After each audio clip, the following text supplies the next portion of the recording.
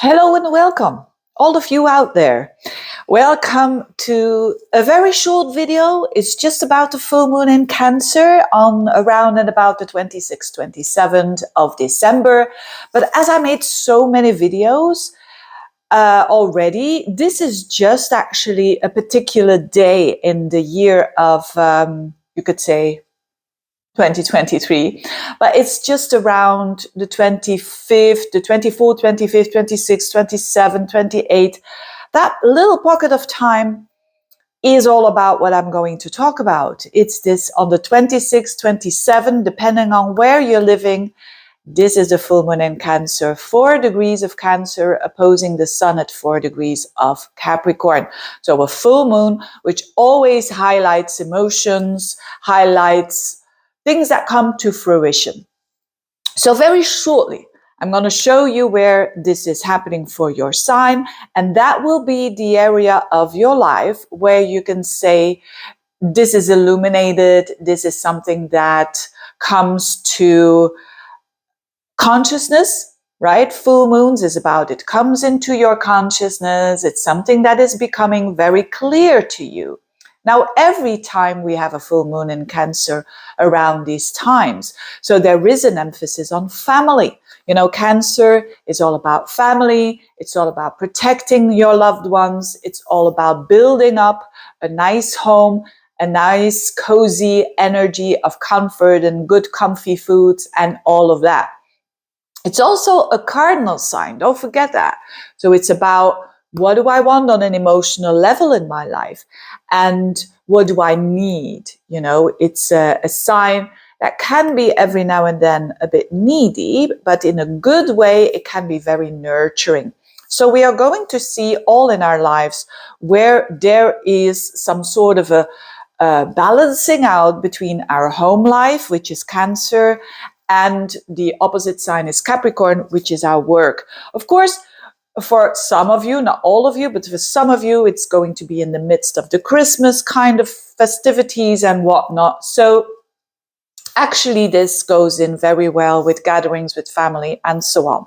But let's have a look now in general first, what the flavor is, and then very quickly for the signs. Because this part is always the most important part, for the collective. So for the collective, what it seems to me is this is a fairly good full moon.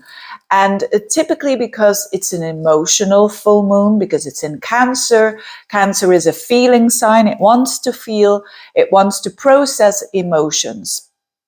So for that, it's really a very good time, and even more because the other aspects that are going on are very supportive. There is a beautiful connection to Saturn, which is the planet of stability. Saturn is in Pisces, trining this moon. So we have a moon-Saturn aspect and a sun sextile aspect to Saturn as well. That means stability of emotions, right? Because when we talk about emotions, sometimes it's a bit too much, right? It's too much, and it's no, not this time, which is good, right? Because when we are amongst people that we call family, it can be very triggering for people. So with this Saturn, it's a very, very good sign. I like this very much. Now, another thing that is very comfy and very expansive and hopeful and purposeful is Jupiter, because Jupiter is in a earth sign of Taurus, and this is trining the sun and it's sextiling the moon. So Jupiter is all about, you know, feeling good. And when it sextiles the moon, even if it's a sextile, just a sextile, it's a nice feeling. It's feeling confident, it's feeling comfortable, and so on. So you see that we have a ton of energy of water and earth that is supporting each other, which is a very yin energy. This is amazing because the yin energy is a feminine energy. We all have that, women or a man, but feminine energy is good for trust, right? You know, let's say you see in a bar a very feminine woman, you know, the nice hair, and why is that woman feminine? because she is, right? She doesn't need anything or anyone, and therefore she magnetically attracts in her life. And she can say yes or no to the things that she is attracting. But it is because she is in a state of trust that all will be well. And it's that yin energy that we are all able to tap into. So tap into it, please do so. And of course, it all fits in well with, you could say, that very generous. I don't know a lot about Tarot, but I think of the Queen of Cups and the Queen of Pentacles. You know, these are very nurturing energies that we have available now for sure around this time. We also have to tap into it, right? I mean, it's not because it's there that we have to go with the flow with that energy. So if we trust and if we accept people as they are, of course, don't let people walk all over you. I'll talk about that in a minute. But if you're doing that, we're all going to have a great time around that time, or in general. I mean, you know, there's, according to your personal horoscope, of course. So these are quite lovely energies, and I love to see all of this beautiful feminine kind of accepting energy. You know, the nurturing mom is also accepting its child, you know, no matter what, you know, if it's smelling ugly, having a tantrum, whatever, it will be still loving. You know, it's that kind of nurturing energy that we see in the heavens around that time. Is there a but? Oh, yes, there is. But first, another thing I want to say is that mixes up with this energy is Venus. Venus is at the very end of Scorpio, 26 degrees of Scorpio, something like that. And it trines Neptune in Pisces. So another Venus trining Neptune is one of the most empathic, romantic, soulmate kind of energy. So Venus just bumped into Neptune when this moon will be full. So another layer of that, you know, very feminine energy. And oh my goodness me, do we need this energy in the world? And for the balance, we surely need it. What is the but? The but is what I've been talking about in my video of the Mercury retrograde. Check that out if you haven't done already. Also, in a monthly horoscopes of December and January, there's a ton of information around what I'm going to say now. So I don't want to repeat myself too much. And there it is more in depth. But here what I want to say is the but is this Sagittarian energy that we are having. We are in the midst, or will be in the midst, during that time of a Mercury retrograde in Sagittarius. And so Mercury retrograde in Sagittarius is already, a Mercury in Sagittarius is normally when you have that in your natal chart, it is a bit of a wiseacre, it is a bit of a know-it-all. And in a positive way, it has something to say without forcing it, right? In a negative way, it is forcing the information through your throat, so to speak, right? It is like, it's not a nice way to do. And so Mercury going backwards means that we are all reflecting upon this energy, that we have to watch our tongue. We have to. We really, really have to, because it might have consequences in the long run and later on. So we want to be careful with what we say, particularly because Mercury is together with Mars. Mars is the fighter and Mercury is the speaker. So it's a bit having Mercury in Aries, for instance. Mercury in Aries, again, there's a positive side of it. They're very honest. They say things like they are. You know, a Mercury in Aries, woman or man, will say, look, you don't attract any men, right? You're talking to me, you're asking me for advice. This is this combination. You're asking me for advice because you're not attracting any men. And you want to attract a very handsome man with, you know, the six-pack and whatever. And you're sitting there, you are overweight, you are boring, you're not bringing anything on the table. That is this Mercury. It is probably the truth, right? But it's in a bit of a harsh way that the message is given, right? So I think with all this yin energy that I just talked about, I hope this will balance itself out, because yes, hiding the truth is also, when you're doing that a lot, it's really, things are not real then. And this is what this Mercury Mars wants in Sagittarius. It wants to bring out the truth. Now, another thing is that when this is happening, this full moon, Mercury is about, because it's going backwards, it's about to jump over Mars. So there is some sort of a communication there that probably, and it also squares Neptune. So Neptune is like blurred lines, the song. So you add all of this, which means that communications, it's tricky. It's tricky. Probably a lot of people are going to say what they actually are going to regret afterwards, or a lot of people are going to say just lies, or they're going to try to, when I look at this, the Mercury and the Mars with Sagittarius squaring up to Neptune, it's like the salesman, who sells you something that is not really, who sells you like, yes, this is a true Chanel, this bag. Yeah, it's a true Chanel. Really, really, only $8,000. Yes. And actually, it's a fake. You see, that is Mercury, Mars, square Neptune. They're gonna say it, and because you want to believe it, because you want it so much, and because.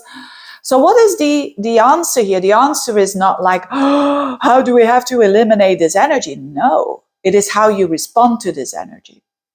So don't be needy is basically what I want to say here. Don't be needy, because then you have no power, right? So if you want that Chanel purse, for instance, $8,000, try not to be needy. Try to investigate. Why do I want this? Why? What is this saying about me? Why can't I postpone this? And even if you do want it and you find it very beautiful and whatnot, why not working for it? Why not working hard for it? Why not making sure that if you're having a Chanel bag of 8,000 euros or dollars, and you're having a mortgage, and you're having nothing then when you buy that purse, to say to yourself, I'm stupid, right? And to recognize it and to say, okay, but everyone can be stupid now and then, but I'm not going to act on it, right?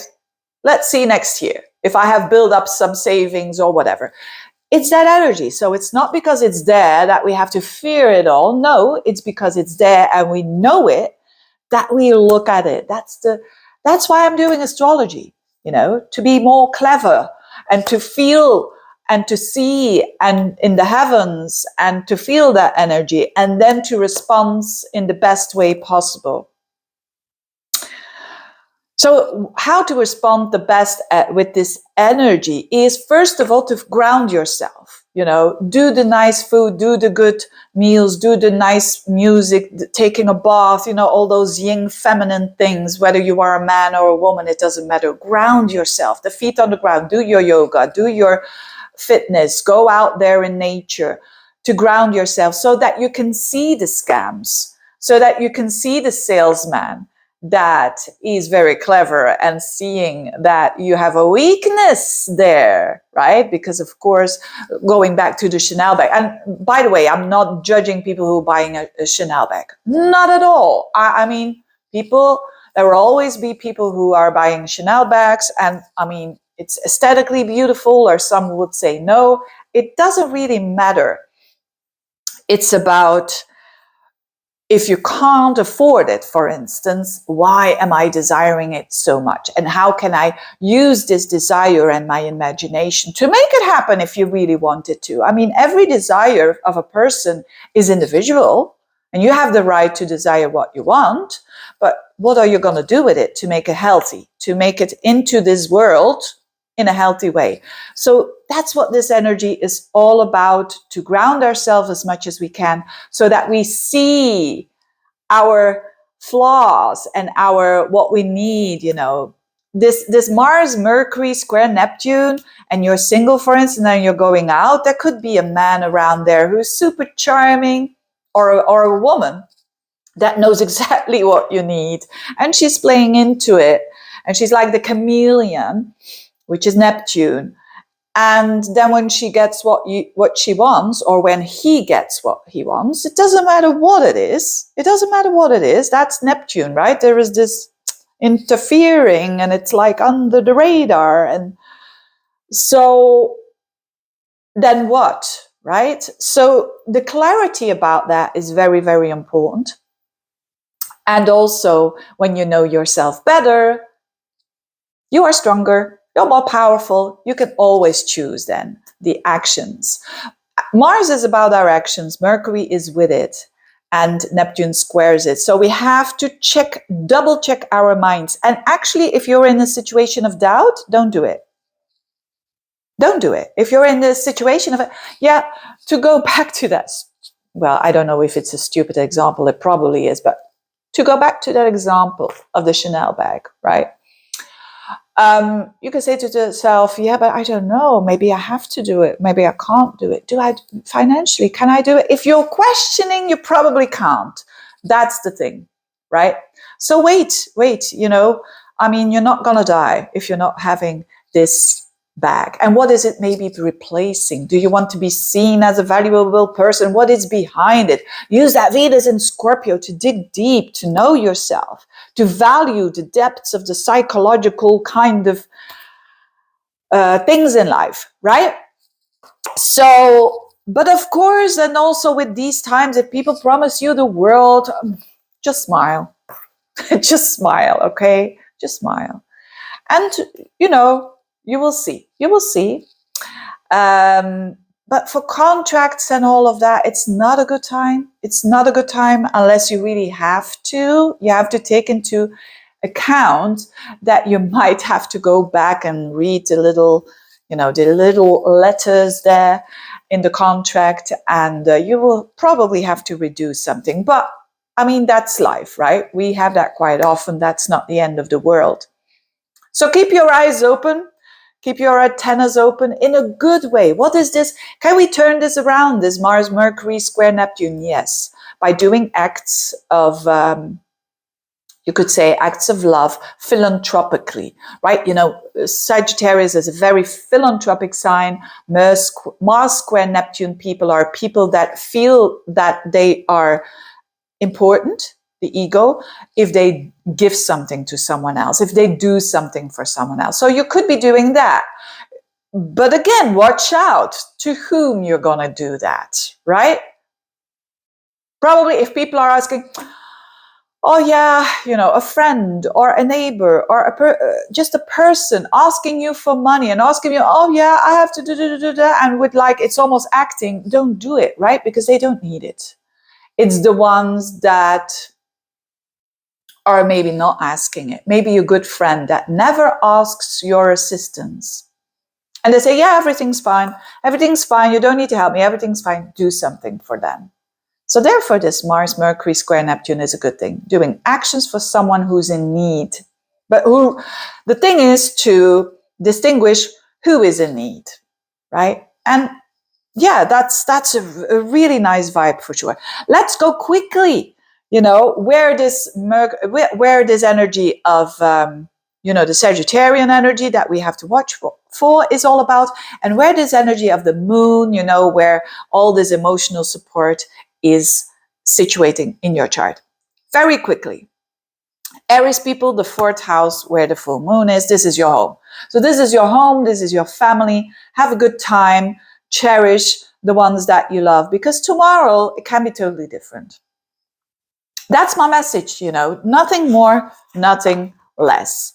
On a level of watch out for is your tongue, your opinions. It's this Mercury, Mars in the 9th house. Travel as well, right? So with travel, in a good way, you could be rewriting something, publishing something. So you're going to re-edit it. Is that a word? I don't know.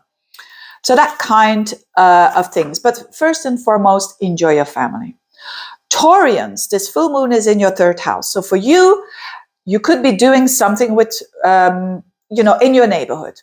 Something with siblings, something with neighbors, everything that has to do with the neighborhood and feeling very cozy and at home.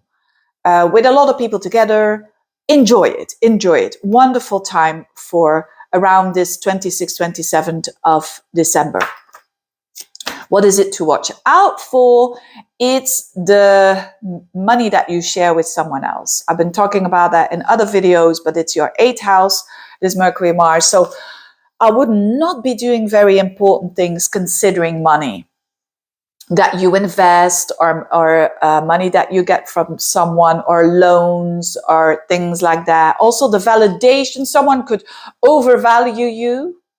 Be very wary of that, or undervaluing you. Don't let your self-esteem go down when that happens either. But have a good time with your neighbors and with your siblings. Geminis, this is happening in your 2nd house.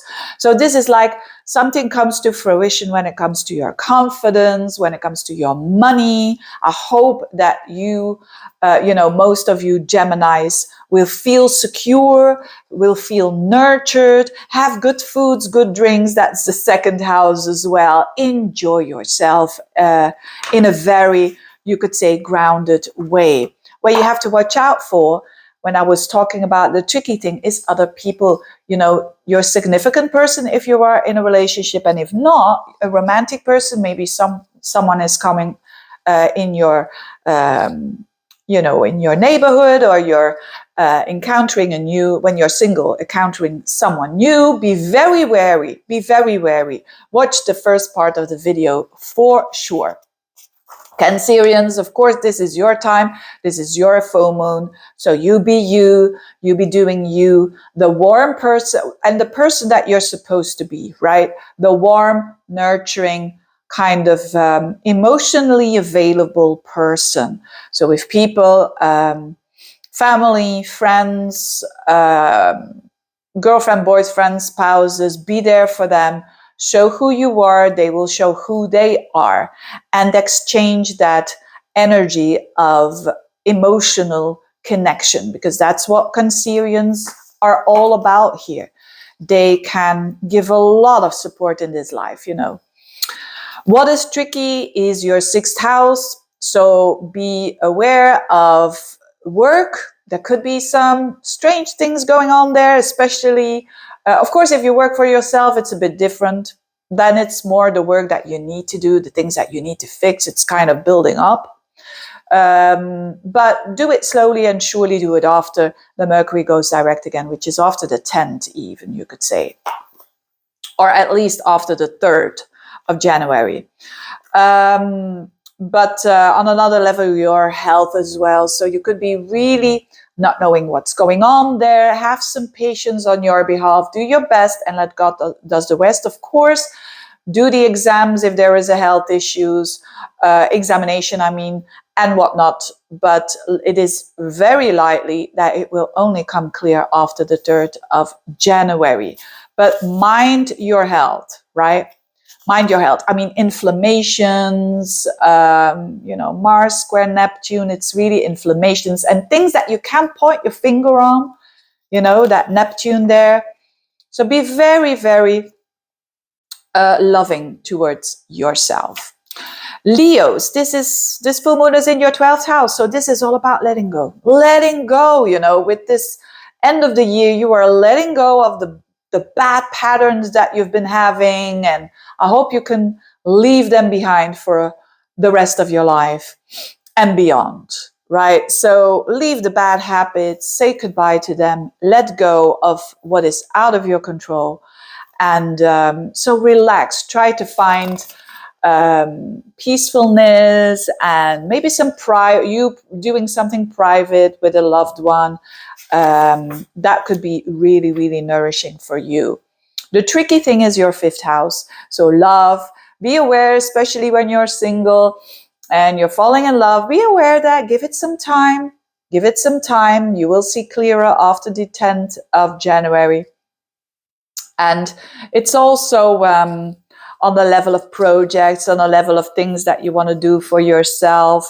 Don't go over the top in risking things, right? The 5th house is risk. whether it is by gambling, whether it is by investing not in the best things. I would just enjoy yourself, yes, but with the feet on the ground. Virgos, this is in your 11th house. This is lovely. This time is for you, lovely for friends. If you are amongst friends, this could be the most nourishing, amazing time for you. So I wish you a lot of good times with like-minded people. Now, the tricky thing for you is your home and your connection with a significant other, because there could be things that are a bit tricky, that are not sure, or a partner is doing a little bit weird and you don't know what's happening. Be grounded and be alert when it comes to that for sure. Librans, work. There could be something in the work-life balance that sorts itself out, which is amazing. There could be some new job coming in for you that is very nourishing, that is very supportive, you love it, and so on and so on. This tricky energy is in your 3rd house, so be aware of your speech for sure. And also be aware of, this is typical the scam kind of thing. So if you're getting emails and the phishing, or how do they call it, all that kind of stuff, don't fall for it, okay? Don't, because you really, when they say, oh, you won an inheritance of $1 million, don't fall for these things. And the people who are going to fall for it are the people who have that necessity I was talking about in the beginning.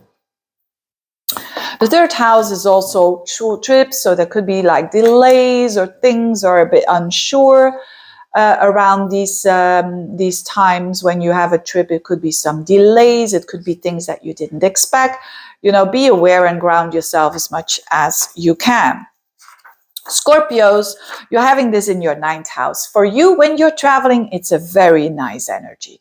Traveling, meeting people from abroad, connecting with them, publishing, your connection with the divine, your connection with all there is, your state of mind is so in balance now.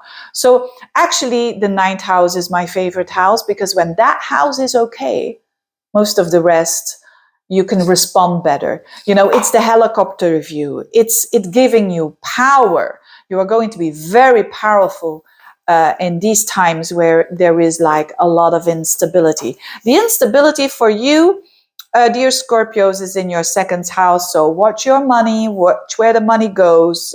Don't do too big expenses that you later on will regret. For you, it's more like the Chanel bag that I was explaining in the introduction. If you haven't done already, watch that introduction. It's a bit over the top there, but anyways, it can give you some clues. Sagittarians, this is happening in your 8th house, this full moon. So you could be feeling very validated by someone else. When the moon is in the 8th house, someone can value us very strongly, whether it is a client, because it's the 2nd house from the 7th house, or our spouse, girlfriend, boyfriend, a romantic partner. It heightens the intimacy. You could be very vulnerable with someone and someone with you as well. And that heightens the connection and the intimacy. This is juicy. This is beautiful. Very, very beautiful. Very intimate. Very, erotism could be very much a point there as well. But it's just more than sex, right? It's